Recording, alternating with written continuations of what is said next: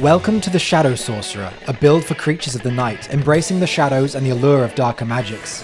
We will be sneaking unseen wherever we please, draining the life force of our enemies with a touch, and causing mayhem with our unnatural talents. How do we make the most of being a vampire? How do we mitigate the downsides? How do we live out the fancy of a spellcaster with incredible dark powers at our fingertips? Stick around as we dive into the realm of the Shadow Sorcerer. This build is viable for and tested on expert difficulty.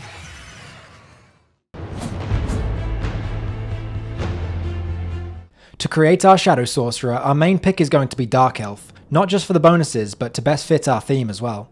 We're planning on running with Vampirism, so the Dark Elf's 75% resistance to fire is immediately attractive to counteract the big weakness vampires get to fire. Their main attribute bonus is to speed, which is decent, though not one of our main focuses, which are intelligence and endurance. They get a 40 in each of those, so it's still workable. They also get useful skill bonuses for our build. Destruction, Mysticism, Athletics, and even Blade can all be useful. They also get a racial spell to summon a ghost once a day, which serves as a nice distraction since we're mostly a squishy caster once we're in the thick of combat. Some other races that technically get better bonuses for us include High Elf, much more magicka to start, very high intelligence for even more magicka, and skill bonuses to Alchemy and most schools of magic. Incredibly good bonuses here, probably actually a better pick if you don't mind passing up on the flavour and fire resistance of Dark Elf. Breton would be another choice, again with high intelligence and a boost to starting magicka, not to mention the magic resist to offset the fire weakness of Vampirism. So a few options, pick whichever one you like the look of. As mentioned, our main attributes are intelligence, for as much magicka as possible. Spells form the largest part of our build, and for the powerful, multi-effect custom spells, we're going to need as much magicka as possible. And then endurance. Staying alive is obviously our main priority, and things are made so much simpler if we have more room for error. We don't have a shield or armor to rely on all the time, so being able to take a few more hits gives us time to react. Our birth sign will be the mage. We want to keep boosting our magicka pool. We could take the Atronax since we'll be relying heavily on magicka potions anyway, but since Vampirism boosts willpower, it felt a bit like a waste to lock us out of our natural regen. This also gives you the option to fully lean into willpower, like you'll have seen in my monk build, since using spells and committing to willpower can pay off with really good regen. And then for our skills, we definitely want Alchemy. We're going to be very mana hungry, so we need this to always be chugging potions to restore it and keep casting. Then we have our suite of magic skills. Destruction and Illusion will be our mainstays, and then Alteration and Restoration gives us so many more options for buffs and protection. And then Sneak. We're a creature of the night and we'll be trying our best to stay undetected when possible. This is such a useful skill, and thankfully it's quite easy to max out. We'll be wearing light shoes too, which contributes to being extra stealthy. Finally, we have one major skill left, and this is a bit of a flex pick. You could choose Blade since we'll have a sword equipped, though we aren't really relying on it for damage, it's more of a last resort. Athletics for better positioning and kiting could be good. Acrobatics for early access to the dodge ability. Mysticism has a few useful effects, though we don't tend to need a high level for those. Security might be on your mind too, but if you really struggle with the minigame, either get the Daedric lockpick, or remember that with high alteration, you can simply cast open on a lock. Very cool for a Shadow Sorcerer. For this example build, I'll be picking Blade. Our specialization will be magic, since the majority of our skills are schools of magic, so +5 to those sounds great. Shadow Realm. This is equal parts fun and potent. Send your opponents into the Shadow Realm and guarantee that they will not enjoy their stay. Invisibility and paralysis will lock them in place and make them disappear. Damage health and frost damage will rack up the damage and ensure they're weaker when they return. 2 damage types spread out over a longer duration is far cheaper and more efficient way of damaging them than having one effect but cranked to a higher amount. Vampiric Touch. The quintessential vampire spell. Lay your hand on the enemy and draw the life force straight from them and into you. Absorb health already damages them and heals you, but we can stack all the health effects to make it more potent. Drain health, damage health, absorb health, and restore health. All ensure that their health bar disappears and yours fills up. Detect life on top is just for the visual effect to show us the life force that we're drawing on. Evernight. We need to be one with the shadows, and having access to invisibility helps us do just that. We don't need it to last a super long time, as usually you can duck around a corner or behind something to recast it. We could even add a few more effects to blend it with our next spell. Hunter's Sight. You get this from becoming a vampire, but I wanted to call it out here just in case you wanted to make a custom variation of it. Night Eye and Detect Life is such a useful combo when sneaking around castles or caves, allowing you to see in the dark, stay undetected, and ensure that you get the drop on the enemy and not the other way around. Weeping Cloud. We spew forth a cloud of debilitating magic that saps the strength from our enemies and leaves them hopeless and falling to their knees. This spell uses frost damage to turn the AoE into a moving cloud rather than a ball that explodes. For this to work, the frost damage effect needs to be the most expensive part of the spell. You can tell if that's the case by the spell icon being the frost symbol. We then drain fatigue and then damage their fatigue, so that once it hits 0, they fall over. Weakness to magic at the end won't affect the initial potency, but in my testing it was affecting the subsequent ticks of the spell, making it far quicker to drop them to the ground. This is a very expensive spell, but in my opinion well worth it. Even enemies immune to paralysis can have their fatigue damaged, making this the ultimate crowd control spell. Terrify. We unleash our terrifying presence and scatter those who see us in fear. This is also great crowd control for groups, sending them running with a demoralize effect. Similar to our Weeping Cloud spell, we're piggybacking on the frost damage effect so that the demoralize effect is carried in a wave in front of us. Because our spell effectiveness is 100%, the level it says in the spell creator is the actual max level it will affect. Most enemies are around your own level, plus or minus about 5 in extreme cases, so you can make this a lot cheaper if you don't need to max out the magnitude. Unnatural speed. Most spellcaster builds can make use of a speed boost, but us more than most, since if we find ourselves needing to traverse a distance during sunlight hours, taking damage the whole way, we'll want to cover ground quickly with our unnatural speed to get back into the shadows. Fortify speed and fortify athletics, as well as feather, means we're travelling as fast as possible. Beguile. We warp the mind of our enemies so they see horrors all around and turn on their friends. Command humanoid and command creature means that whatever we're targeting, it will become our ally for a while, attacking our enemies for us and taking the pressure off of us. We're mostly a mage build, so we're not wearing armor. This ensures our spell effectiveness stays at 100% and our illusion spells all function correctly, since we'll be relying on them quite a bit. This puts a lot more pressure on our enchantment slots to help us stay alive. Since we're a spellcaster, one of the best things for us to do is put magicka boosting enchantments on our gear, as that mana can then be turned into whatever we need through our spells. So even though it's a bit more effort to keep applying it, casting a shield spell using the extra magicka from our enchantments will end up being more efficient than directly enchanting shield onto our clothes. Once you've boosted your magicka quite a bit though, especially if you've got your hands on sigil stones that add 50, rather than just soul gems that add 24, you may have a few slots free. A few shield enchantments could give us at least a baseline armor rating for when our shield spell runs out, or if the fight doesn't seem like it'll need it, or even if you just forget. On expert difficulty, you'll very quickly be reminded that your armor rating is 0 after just a hit or two. Having a baseline higher than 0 also means your shield spell won't need to be as powerful and expensive to reach the 85 armor rating cap, meaning it can last a lot longer and be far less of a chore to reapply. Other than boosting our magicka or adding some shield, you could add fire resist to further make up for our vampiric weakness to it. Though being a dark elf will of course do most of the work, but fire is a very common damage type that you'll face. In terms of weapons, we can squeeze even more effectiveness from our build by using a blade.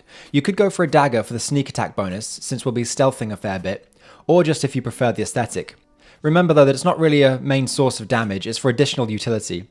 This means that the extra reach of a longsword is more valuable to us. Another thing to note is that Vampirism boosts strength, which affects swords, as daggers key off agility and we don't get bonuses to that. Though either way, the damage boost from those attributes is minor compared to the blade skill. What we do have, however, is the perfect tool for applying paralysis. We are already gunning for 100 alchemy, mostly for mana potions, but this also means access to strong poisons. Having a poison coating on our blade means we always have a magicka independent way of interacting with our enemy. The extra damage could be nice too for tankier enemies, but paralysis is so good to have on demand. I covered a whole range of poisons in my Poisoned Arrow Ranger build, so be sure to check that out. But here's an example paralysis poison that we can use and it's quite easy to make. And then, since we'll want to craft our own spells as soon as possible, either at Frostcrag Spire or the university, we'll also have access to enchanting. This can give our blade even more utility and we have a few directions we can take. Unfortunately, you can't get paralysis as an enchantment, but like I covered in my Blade Dancer video, you can create a blade like this that drains and damages fatigue, boosted by weakness to magic on subsequent attacks, which will collapse your target. It's really potent and a lot of fun, just be aware though that it goes through charges quite quickly. Here's another option with Absorb Magicka. We'll be able to weave a few swings in between our spellcasting and refill our mana pool a bit. Even non-casters technically have a magicka pool, so it works on most enemies. Finally, you could have a life-stealing blade with Absorb Health. We do already have a spell with the same effect, but you could double up by casting and then slashing. This of course tops up your own health, which makes being in close range more survivable. For all of these, you should aim to get Azura's Star for a reusable way to recharge your weapons.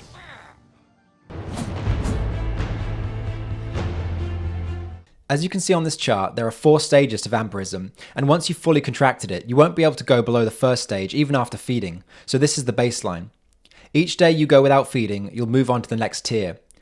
The negatives increase, but so do all the bonuses. Firstly, you get a boost from +5 to +20 to 3 attributes: strength, willpower, and speed. The extra speed will pretty much always be useful. The strength is great for carry weight, just be careful that feeding and resetting to the lowest tier could leave you encumbered. This is partly why we're using a sword instead of a dagger, as that keys off agility instead. We're not using a blade that much, but this would allow us to more easily flex into it. And finally, willpower. Great for magicka regen as long as you aren't using the Atronach birth sign, though it still does increase max fatigue even if you are. The skills you also get a +5 to +20 boost are these. For our build, acrobatics and athletics are always welcome for more mobility. Destruction, illusion, and mysticism are fantastic boosts to have, and we'll certainly be using those. And unlike most bonuses from gear, these act like your new baseline stat, so you do unlock the leveled perks at 25, 50, 75, and 100 skill level. Extra sneak makes it much more likely that we're undetected, and we'll be doing a lot of sneaking, meaning the only one we aren't really using with this build is hand to hand. So overall, we're profiting massively from advancing vampirism. On top of this, you get a growing resistance to normal weapons, which reduces the damage you take from most sources. But before we crack open a bottle of blood to celebrate, let's look at the downsides. The smaller one is weakness to fire, going up to 50%, but that's why we selected Dark Elf. Our 75% innate resistance wipes that away and then some. So, the big one, taking damage in the sun, between 6 AM and 8 PM, which is a punishingly large window. If we're anything other than stage 1, we'll take damage every second. The amount we take scales with our vampire stage. Of course, the main solution is to wait or sleep through the daylight hours and only do quests at night. This will be the best strategy for us and does fit the Shadow Sorcerer theme. However, sometimes it's not practical. You'll need to head to a shop that's only open during daytime, for example, or be somewhere at a certain time, or run from one cave or building to the next. For these scenarios, we'll need a way to counteract the burning. We will have a high restoration skill, and once you're at 100, the spell cost for a long-lasting restore health will be manageable. This is another good reason to avoid the Atronach birth sign. With our natural magicka regen, we can cast our healing spell, then by the time it runs out, we can freely cast it again. The alternative is to make some healing potions. The ingredients aren't too rare. Things like fly amanita, cairn boulette, and venison can be used to make them. They'll last for nearly 40 seconds with expert alchemy equipment. Just be sure not to wait out in the open if you're going to be there during daytime. When the wait is over, you'll find yourself a bit crispy. And you can't fast travel while taking sun damage, so you'll have to go somewhere dark to wait. Remember that this damage doesn't count as fire damage, so resistances won't come into effect. It has its own sun damage effect. In terms of the spells we get access to, the Stage 1 Hunter's Sight that you'll always have is actually probably the most useful. The combination of Night Eye and Detect Life makes sneaking around the dark so much easier. It'd be nice if the Night Eye lasted longer than 30 seconds, but just keep this in your hotbar so you can keep on casting it, and it's so cheap.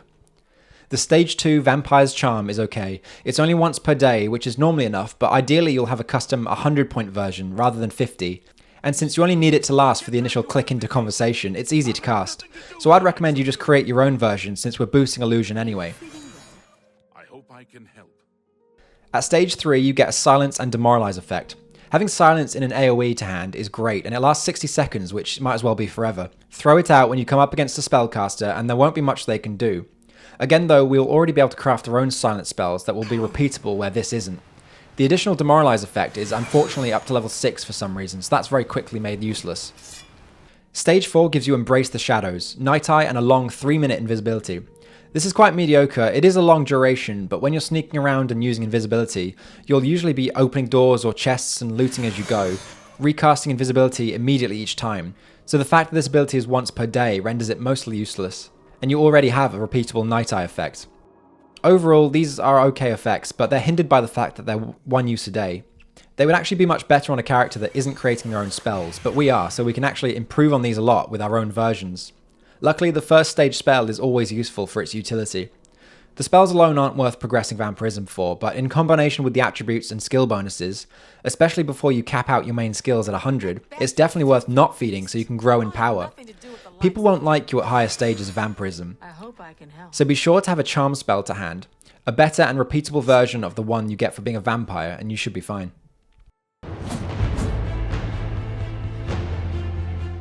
We will mostly be approaching the game like a rogue or an assassin would. We want to be sneaking where we can, getting the jump on enemies and then overwhelming them with damage, often by paralysing them with our poison blade and then draining their life with vampiric touch.